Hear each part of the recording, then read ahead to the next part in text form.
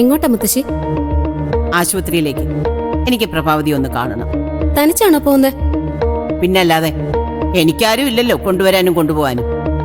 എന്നെ വിളിച്ചതാ, ഞാൻ വരുന്നില്ലെന്ന് പറഞ്ഞു. അച്ഛ ഒന്നിങ്ങി വന്നേ.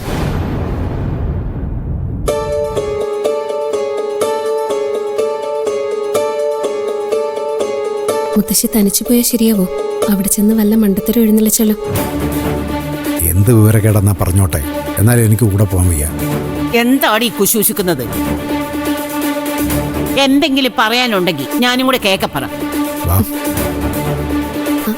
അല്ല, ചെന്നാലും കാണാൻ പറ്റുമെന്ന് തോന്നില്ലെന്ന് പറയുമായിരുന്നു മുത്തശ്ശി. ICUലല്ലേ, ആരെയും കാണിക്കില്ല. എന്റെ യാത്ര മുടക്കാൻ ഓരോ തടസ്സങ്ങൾ ഉണ്ടാക്കണ്ട. ഞാൻ എന്തായാലും പോവും.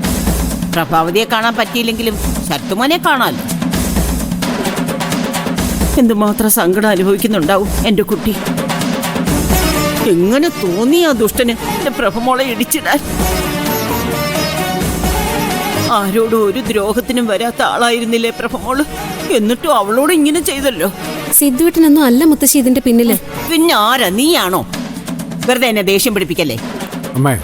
അമ്മയ്ക്ക് എപ്പോഴെങ്കിലും തോന്നിയിട്ടുണ്ടോ ഇങ്ങനെയൊക്കെ ചെയ്യാൻ കഴിയുന്ന ആളാണ് സിദ്ധു എന്ന്? അവൻ പാവമായിരിക്കും, പക്ഷെ അവളങ്ങനല്ലല്ലോ. എടാ, നിന്റെ മരുമോള് അവളെ സന്തോഷിപ്പിക്കാൻ വേണ്ടി ചെയ്തായിരിക്കും. പിന്നെ എന്തിനാടാ അവനെ പോലീസ് കൊണ്ടുപോയേ? മനോഹര, വെറുതെ രാവിലെ എന്നോട് വഴക്കിന് വരണ്ട.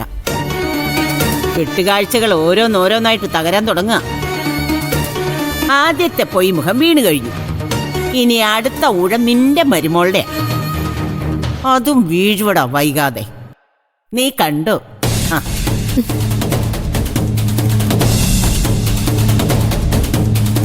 മോളെ, സിദ്ധു നിരപരാധിയാണെന്ന് നമുക്കറിയാം.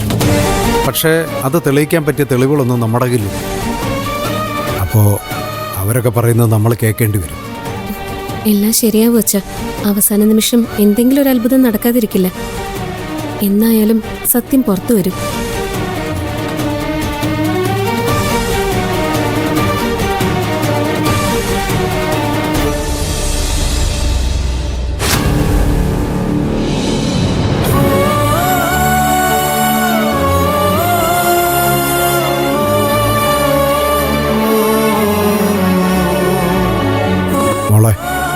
മോള് വല്ലതും കഴിച്ചായിരുന്നു?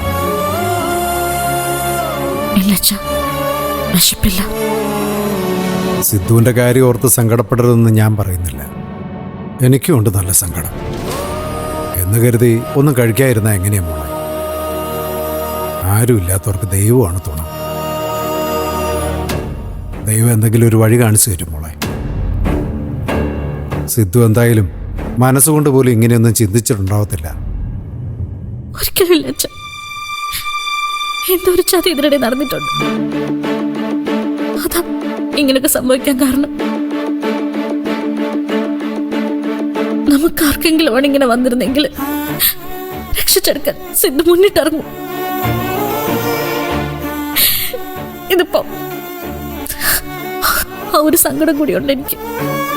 എനിക്ക് നല്ല ഉറപ്പുണ്ട് മോളെ, അധികാലം സത്യം എങ്ങനെ മൂടി വെക്കാൻ പറ്റില്ലെന്നോ. ഇന്നല്ലെങ്കിൽ നാളെ ഇത് പുറത്തു വരും.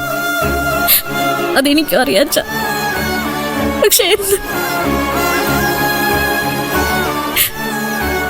ഇനിയിപ്പോ മുത്തശ്ശിക്ക് കുറ്റപ്പെടുത്തുന്ന പോലെ ചെന്നോട് പൊടിക്കുന്നൊരു ചാതക്കാരിയാണോ ഞാൻ? ഈ വീട്ടിലെ അവസ്ഥ കണ്ടില്ലേ? സിദ്ധുവിന്റെ വീട്ടിലെ അവസ്ഥ കണ്ടില്ലേ? എന്റെ മോളെ, ആരെങ്കിലും എന്തെങ്കിലും മണ്ടത്തരം പറയുന്ന കേട്ട് അതൊന്ന് മനസ്സിൽ വെക്കണ്ട. പിന്നെന്താ എന്താ ഇങ്ങനെയൊക്കെ സംഭവിക്കുന്നത്? അറിയില്ല മോളെ, ചിലപ്പോ ഈശ്വരന്മാര് നമ്മളെ പരീക്ഷിക്കുന്നതായിരിക്കും. ജനിച്ചു പോയില്ലേ, ചാകാൻ പറ്റത്തില്ലല്ലോ, എല്ലാം സഹിക്കണം. ഒരു കാര്യം മോളോർത്തു, ഇന്നല്ലെങ്കിൽ നാളെ സത്യം പുറത്തു വരും. അതോടെ സിദ്ധു നിരപരാധിയാണെന്ന് എല്ലാവർക്കും മനസ്സിലാവും. ആ ഒരു ദിവസത്തിന് വേണ്ടി അച്ഛൻ ഞാൻ കാത്തിരിക്കുന്നു. എത്രയും പെട്ടെന്ന് ആ നിമിഷം ഒന്ന് വന്നാൽ മതിയായിരുന്നു.